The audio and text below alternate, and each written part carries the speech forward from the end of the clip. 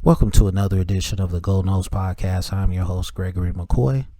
This podcast is by a fan for fans. I am not a journalist. I am not a reporter. I am not an insider. I do not work for a website. The majority of my content comes from me, in my opinion. Other information comes from the internet. Today is January 24th, 2020. And I have a couple of different segments that I wrote for this episode. I hope you enjoy them. Let's go ahead and get started. Kansas City Chiefs ripping off Florida State War Chant song. This is what I wrote about that. Kansas City Chiefs are ripping off the Florida State War Chant theme. First, they are offbeat. Second, their tomahawk chops are not syncing up. Third, come up with your own theme music. It's crazy that Kansas City is doing this. They are a NFL franchise. They have plenty of money. Put together a team, create your own music.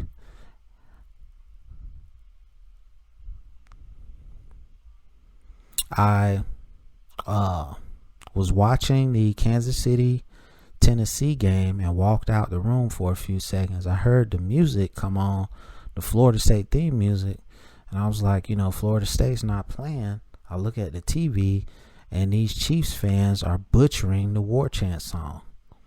I read somewhere that a Florida State fan was offering to help Kansas City on their War Chant and tomahawk chop, and that's a negative. We do not do that.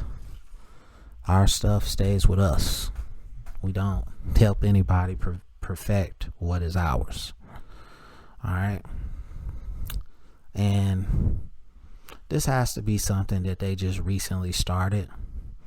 They haven't really been doing this for a long time, because I've watched several, a lot of Chiefs games in my life, and I can't recall them ever doing that.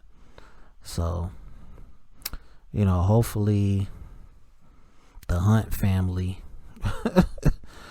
will spend some of that money they have and come up with their own stuff. So let me know what you think about that segment. Next segment. Who will be the starter at running back? And I think I've done something similar to this, but with the addition of the junior college transfer, Webb. I just wanted to go over it again. All right, so here we go. Who will be the starter at running back in 2020? I don't know. LeBourne is coming off an injury. Corbin is coming off an injury. And he has to petition the NCAA for immediate eligibility. The JUCO running back Webb is undersized. Anthony Grant took a whole season off. And Lawrence Tuafili is fresh out of high school. So I don't know who the guy will be, but I hope it's a player who can do it all. Norvell will not be able to get all these players playing time. It's going to be very interesting to see how the carries are divided up. Let's see. Like I said, I don't know if I have spoken on this topic before, but I just wanted to, go over it again. So this is my depth chart for the running backs. LeBourne number 1, Corbin number 2, Grant number 3, Tuafili number 4, and Webb number 5. And they are trying to add another guy. I think it's this Edwards kid out of South Georgia. 2 through 5 on my depth chart are interchangeable, but I think LeBourne will be the guy. I think if he goes in and grinds and put his all into it, I think he's going to be the starter. He's the most highly coveted out of this group. So, he had the surgery early, and we'll just see what happens with the surgery. So let me know what you think about that segment.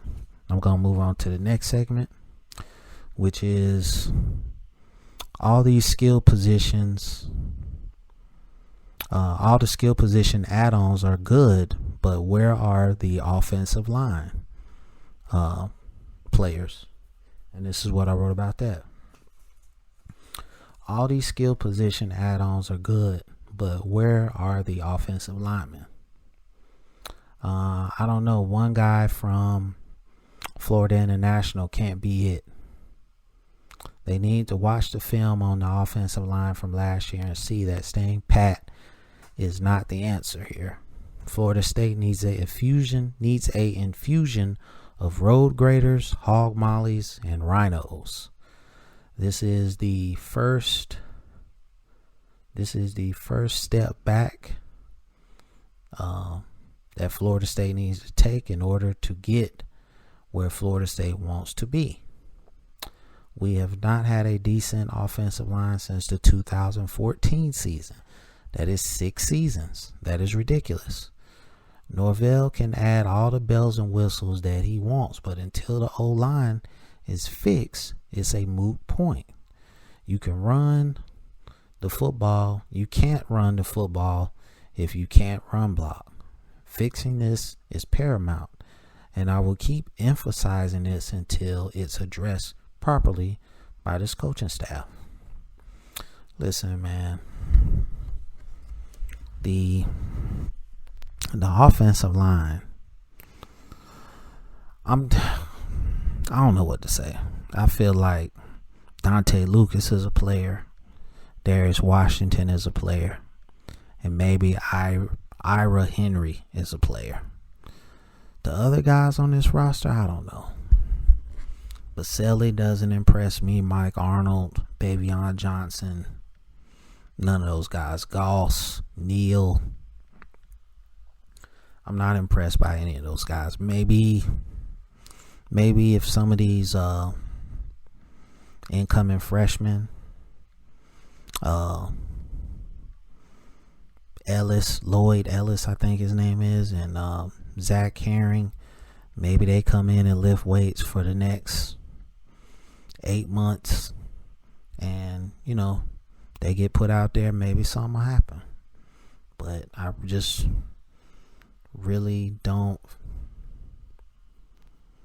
understand why you're acquiring more skill position talent and your offensive line stinks.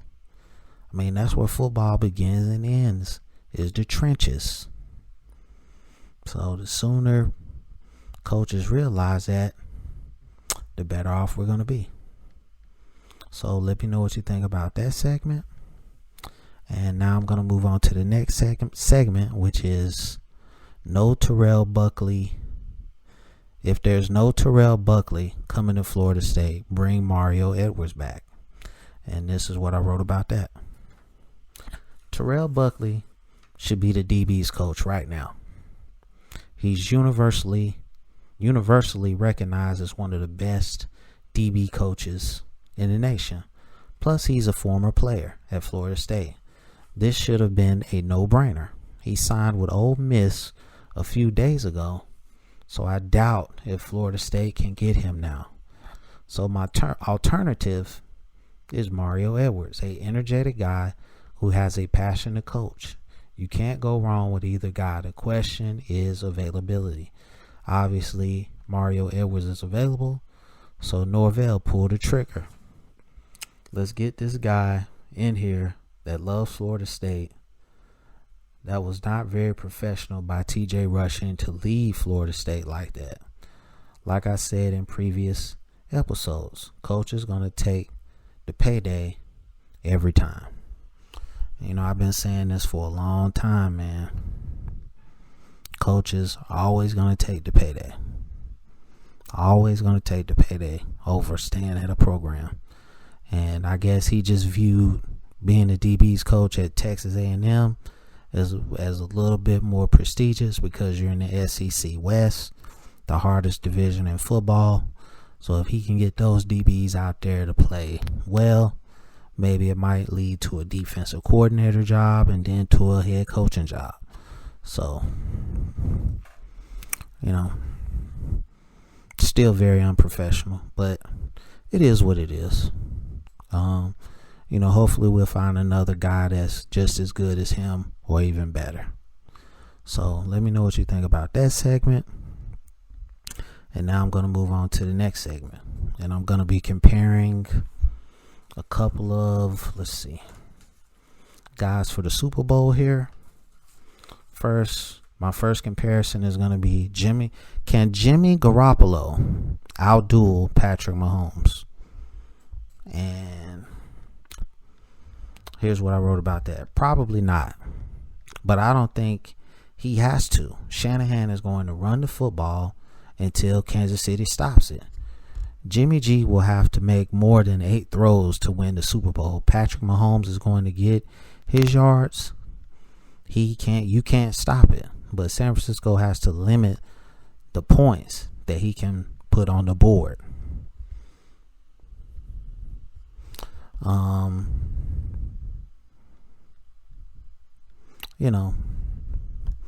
You just can't stop this guy, man. Houston had him 21-0, 24-0, and the man just came to the sideline and just said, calm down. We got this. And it's just crazy that he just went out there and just brought those guys back like that. He's the best quarterback in the league, in my opinion. His ball placement skills are just uncanny. And he can run too. He's like a younger, better version of Aaron Rodgers. But we've all seen Jimmy G put up some numbers too. Now he showed up against Kansas City. New Orleans. He showed that he showed up against the Rams. So he's responded under pressure. But of course you have to give the edge to Mahomes. Just uncanny.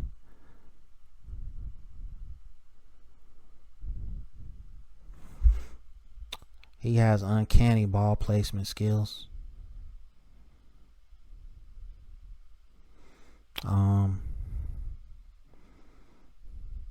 Aaron Rodgers, he threw for like 300 plus yards, and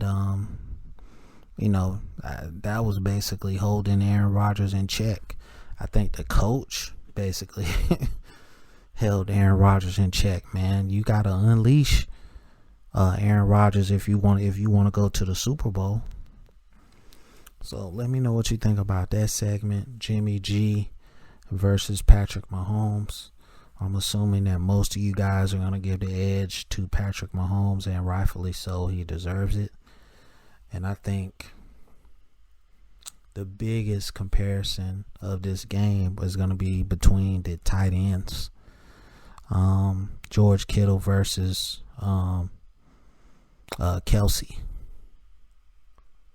And, a few years ago when Kittle first came into the league, of course I would have given the edge to Kelsey. But I think George Kittle has definitely closed that gap. And I think he has become the best tight end in football. You just in all aspects. Pass blocking, run blocking, route running, catching the ball, breaking tackles. That play against New Orleans where it took like 4 DBs to bring him down. That'll go down in history as one of the most, iconic plays ever. Kelsey runs great routes. He has great juke moves. Superb hands. It's going to be very interesting to see who is going to win that battle. I'm going to say it just depends, man. It just depends. If San Francisco running game is getting off, obviously George Kittle is not going to get his numbers. But if they have to throw, we'll see what happens. So I hope you enjoyed this episode. It's available on YouTube, Apple Podcasts, Google Podcasts, Spotify Podcast, If you're listening to this on YouTube, please scroll down to the description, click on one of the links, rate, review, subscribe. I appreciate your support. And as always, go Noles.